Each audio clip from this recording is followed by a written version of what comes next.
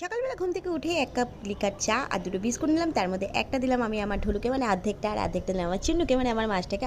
আর বাকি একটা আমি খেয়ে নিলাম। এই দেখো আমার ঢুলু খাচ্ছে, ওদিকে আমি খাচ্ছি। আর তারপরে ছাদে এসে আমি গাছে জল দিয়ে দিলাম। আমার গাছগুলোতে এখন বেশ কিছু ফুল হচ্ছে, সেগুলো তোমাদেরকে দেখাই। এই দেখো আজকে গাছে কিন্তু অনেক ফুল ফুটেছে। কী কী ফুল ফুটেছে তোমাদেরকে দেখাই। এই দেখো আজকে গাছে অনেক ফুল হয়েছে, এগুলো আমাদের ঘরে পুজো হবে। আর সবজি দেখলাম এইগুলো আছে, তো কী করবো, কুমড়ো দিয়ে একটা তরকারি হবে। আর এদিকে বাবা মাছ এনেছে, তো আমি ঠিক করলাম পেঁপে দিয়ে আলু দিয়ে মাছের ঝোল, আর হবে হলো পটল ভাজা। আর তারপরে আবার ঢুলুকে দিয়ে দিলাম একটা রুটি, আর আমি নিয়ে নিলাম একটা পাউরুটি। তারপরে সবজি খোসাগুলো সব ছাদে দিয়ে এলাম, আর রান্নাবান্না হয়ে যাওয়ার পর পুজো দিলাম। আর সবাই বলছে আমার বাবা নেই, বাবা নেই। এই দেখো আমার বাবা রয়েছে। কে বলেছে আমার বাবা নেই? এই দেখো বাবা ভোলেনাথ। আর তারপরে স্নান করে আমি রেডি হয়ে গেলাম এই সাথে সুতির শাড়িটা পরে। ওহো কি আরাম, কি আরাম! এটা আমার বর আমাকে দিয়েছে। আর তারপরে যা যা রান্না করছি সব নিয়ে একেবারে থালা সাজিয়ে খেতে বসে গেলাম। আর এই দেখো আমার বরকে এই শার্টটা আমি দিয়েছি, ও আমাকে স্কুল পৌঁছাতে যাচ্ছে, ও আমাকে স্কুলে দিয়ে চলে যাবে ও দোকানে। আর এই দেখো আমি স্কুলে চলে এসেছি। তো টাটা আজকের মতো।